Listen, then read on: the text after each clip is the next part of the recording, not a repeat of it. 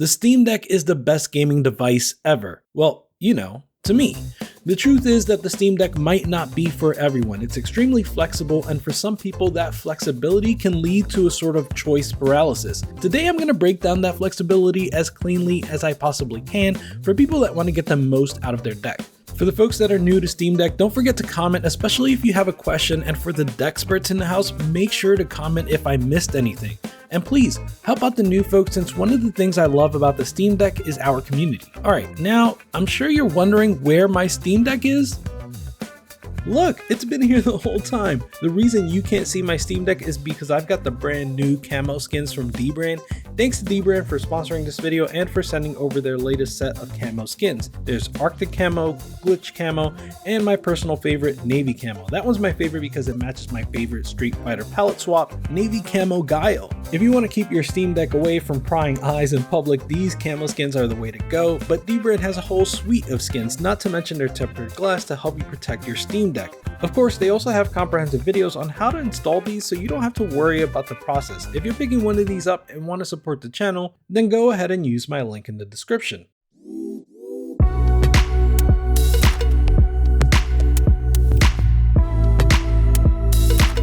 What's good, Deck Gang? Let's start with whether or not you should buy a Steam Deck and even what model to get. You can imagine that I'm a little bit biased considering that I'm a Steam Deck channel, so of course I think the Steam Deck is worth the price of entry, but there's actually something that's changing in this video versus my other videos that are kind of like this, and here's the thing, it is now okay to wait to buy the Steam Deck. Before this, if you got a chance to fulfill your Steam Deck reservation, there was a pressure to order because you didn't know when you'd get another chance to order a Steam Deck. But Valve has been ramping up production so much that there is no longer a queue and you can just order your Steam Deck whenever you want. It seems unlikely that this is going to change anytime soon, even as we head into the holiday season, so only buy the Steam Deck if you think it's a good fit for you right now. And how do you know if it's a good fit for you? Well, I think most of you already have a good idea of that. If what you want is something that will get you amazing visuals on your 4K TV, then yeah, that's not what this is. But if you're looking for a huge library of gaming in your hands, then the Steam Deck is easily the best purchase. You're not going to find a better bargain than the Steam Deck, and it has a large library, solid customer support, and a really good level of convenience. You can't go wrong with any model. Even the 64GB model can play big AAA games as long as you install them onto an SD card. Most of my games are installed on an SD card anyway, so if you're unsure and want to spend the least amount of money possible, then the 64GB option is not a bad choice at all. You can even upgrade the hard drive yourself later, but do note that it's a bit of a specialty drive. You can find it on Newegg or Amazon, but that's usually through third parties. Of course, the 256 and 512GB Steam Decks also have faster storage for faster loads and installs. The 512GB also comes with an anti-glare screen, which I personally like, especially for filming the Steam Deck. If you can afford one of the higher models, I really don't think you'll be disappointed, but I also don't think you absolutely have to go for those either. Basically, pick the one that you can afford. You can't go wrong either way. So now you're eagerly waiting for your Steam Deck to arrive, and you want to pass the time by watching Steam Deck videos and reading Steam Deck info, so let me share a few of my favorite resources. You can always go to steamdeck.com/news to get the latest Steam Deck updates straight from Valve. They also share these on their @OnDeck and @OnDeckUpdates Twitter accounts. The former gives you bigger news, and the latter tweets about software updates. For unofficial resources, check out Steam Deck HQ. This is currently the best place to find written guides and information about the Steam Deck. Finally, there are so many great YouTube channels that you can watch to learn more about the Steam Deck. First of all, subscribe to my channel if you haven't already, but also there's Gardner Bryant, the Linux Gamer, and Deck Ready. They both do news roundups like I do. There's also Liam from Gaming on Linux. He publishes a new video virtually every day, and he has a no-nonsense style. Nerdness has a Steam Deck podcast and does how-to guides, and covers Steam Deck news as well. Finally, I'd like to mention Mosquito, who doesn't post a ton, but he does have some great SteamInput guides for the Steam Deck. Check these folks out and find the channels that work best for you. When it comes to accessories, I have a whole video where I cover the best accessories. Check the link in the description for that. I do have some small updates that I will add here. Of course, I've already mentioned our sponsor dbrand, who has skins, tempered glass, and the upcoming Project Kill Switch. I have the version of the Kill Switch that had to be discontinued because magnets but it is an extremely sturdy case and it even withstood that time I dropped it. Since my accessories video, Valve has released their official docking station, and that is important to note. I still have a preference for the third-party JSOC stocks, mostly because they're more affordable. I'll talk about that in a future video, but I should point out that I've seen several reports of people with sound systems that have better luck getting it to work with the Valve docking station as opposed to the third-party alternatives. Both JSOCs and Valve offer firmware updates, so I expect that this will get sorted out over time, but it is important to realize that. And the last thing I want to provide an update on is control pads. I've tried virtually every controller and my highest recommendation still goes to the DualShock 4 and DualSense. Compared to Xbox and Switch, these controllers are the closest thing to having parity with the Steam Deck itself. Xbox controllers don't have gyro, Switch controllers don't have analog shoulders, and of course neither of these have trackpads. While the PlayStation trackpads are nowhere near as good as the Steam Deck, they are still additional inputs that other control pads just don't have.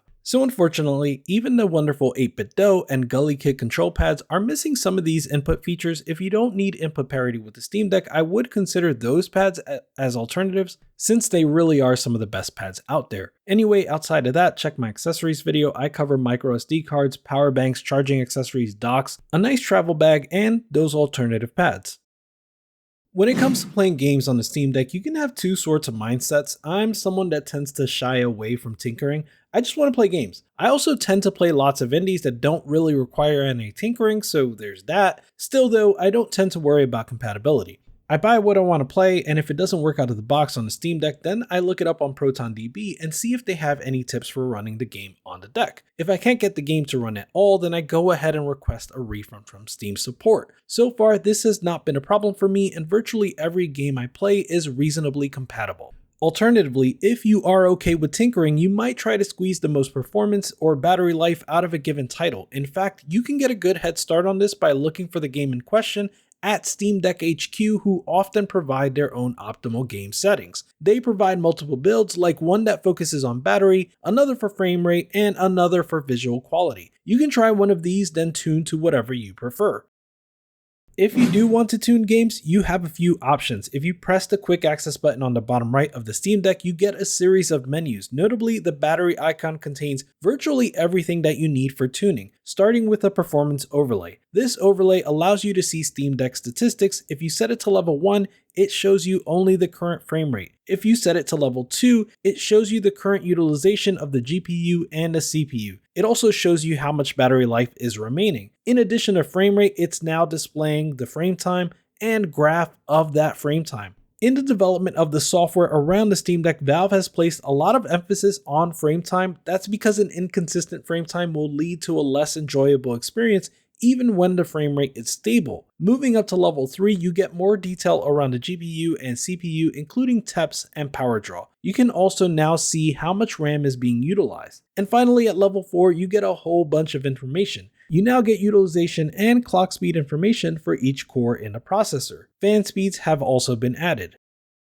In addition to that overlay, you can swap this menu to an advanced view. This gives you the actual tools for tuning. You can modify the refresh rate. The default is 60, but you can go as low as 40. This and the frame rate limit are tools that allow you to lower the maximum frame rate in an effort to reduce the power that's used, save more battery life, and provide an overall more consistent visual experience. 40 is a solid target for some more demanding games like Spider-Man Remastered, God of War, and even high-spec indies like Kena Bridge of Spirits. You can also tune the TDP limit. This basically specifies the max power draw and is helpful for saving battery life. You kind of have to use this in tandem with other settings in order to make sure your frame rate isn't too sluggish in more demanding games. Similarly, you can manually control the GPU clock. By throttling the GPU clock, you give the CPU more room to breathe, which is especially helpful when using emulators. Once you're done, you can save this as a per game setting so that it only applies when you're in this specific game.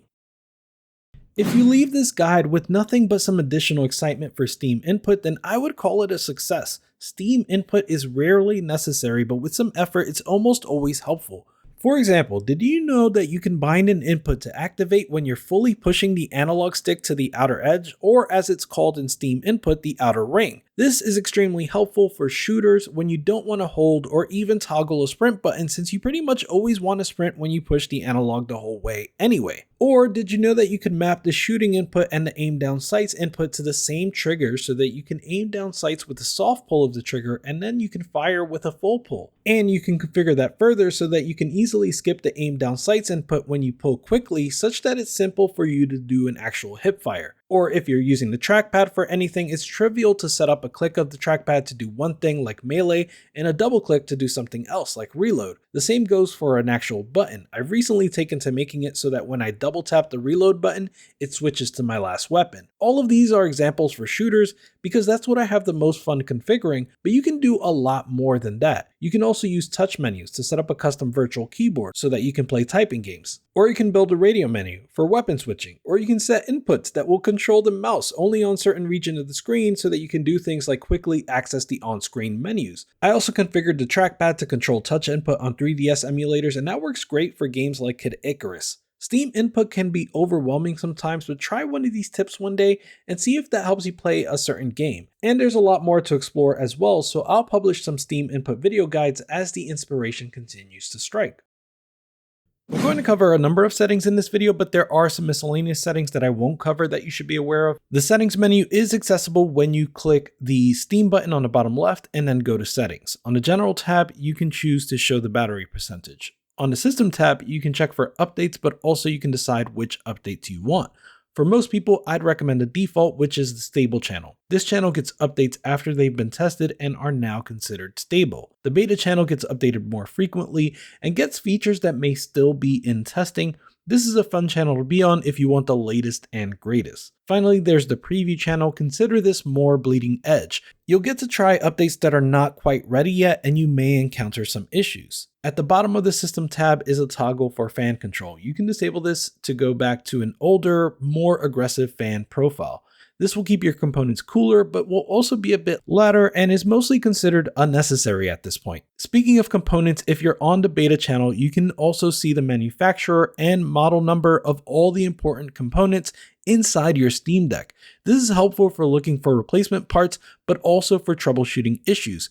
For example, if your fan sounds high-pitched, you likely have a fan that is made by Delta rather than Huaying. The Delta fan is increasingly rare now, but this view of your components is very helpful nonetheless. Finally, you can do a factory reset from this submenu. Now under the security tab, you can set a lock screen with a pin, which is extremely nice. In the notifications tab, you can choose to disable any noisy notifications. You can see what mine looks like here. The display tab has a series of options for either the native display or an external display if one is plugged in. For the native display, you can change the brightness, toggle adaptive brightness, and configure a night mode. For an external display, you can set an alternative resolution and configure UI scaling. Of course, you can pair and connect Bluetooth devices in the Bluetooth tab. The controller tab allows you to test and calibrate the built-in controls as well as any connected controls, whether wired or wirelessly. Particularly, you can set the dead zones on any analog sticks. You can use the family tab to share your game library with family members.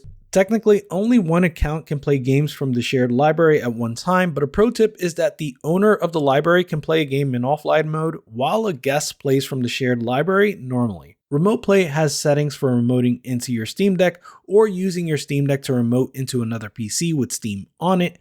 And finally, the storage menu is incredibly helpful for managing your library. You can see what's taking up space, you can move games from the internal drive to an SD card and vice versa, and you can set up which storage method you want to be the default when downloading games. The Steam Deck actually has two modes, the gaming mode and the desktop mode. You can own a Steam Deck and just play Steam games and almost never enter the desktop mode if you prefer. But desktop mode opens a lot more possibilities even within Steam. To get to desktop mode, you can hold the power button to get to power options and then go to desktop.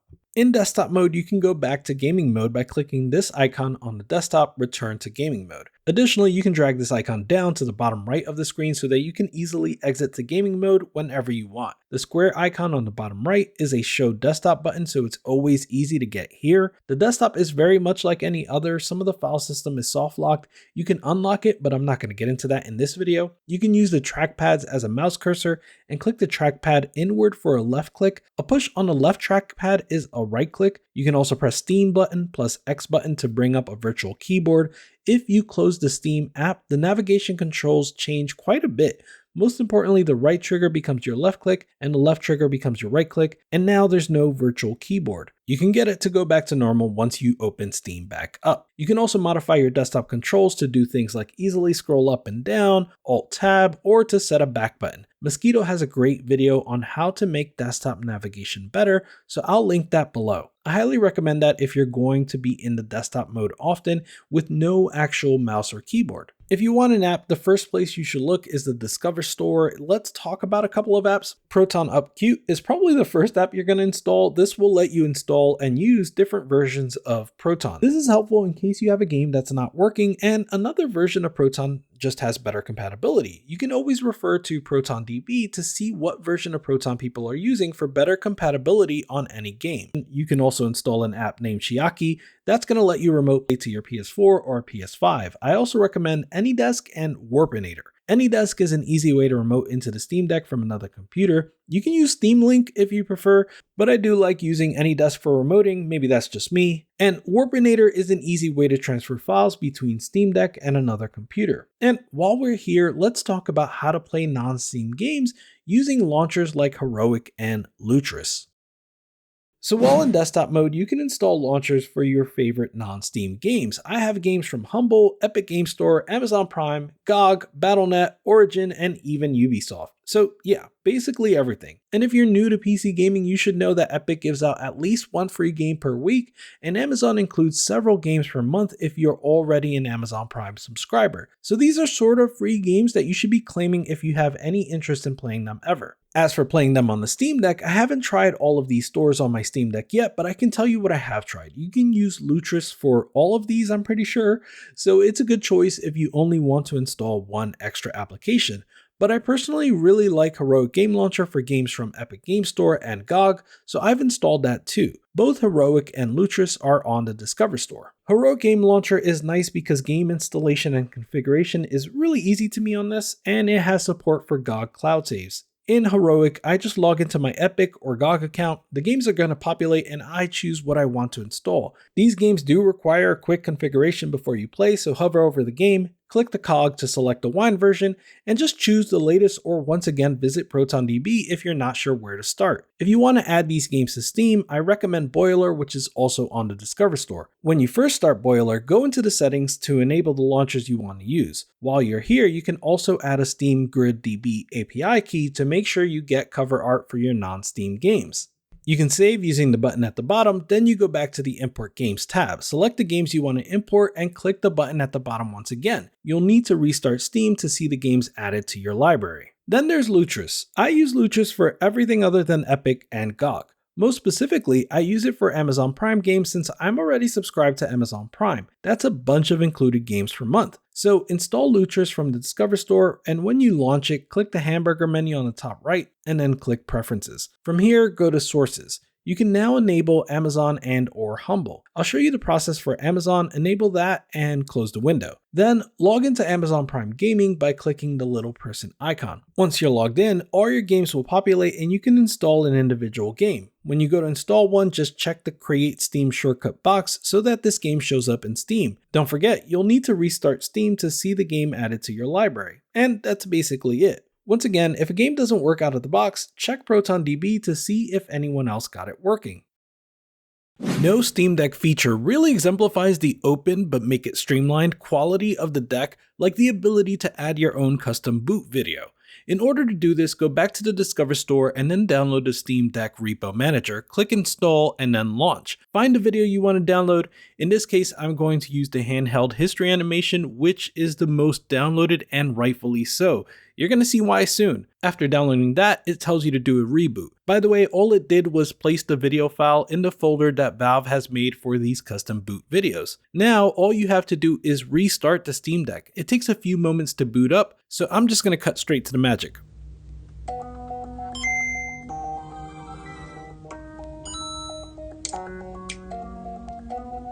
How awesome was that? No wonder that's the most popular boot video. I'm going to have my own boot video soon, so watch out for that. Playing the Steam Deck docked has really improved significantly since launch. It used to be that the screen would hesitate to turn back on. It used to be that you couldn't raise the rendering resolution from 720p, and it used to be that you couldn't lower the output resolution from the native resolution of the display that you were using.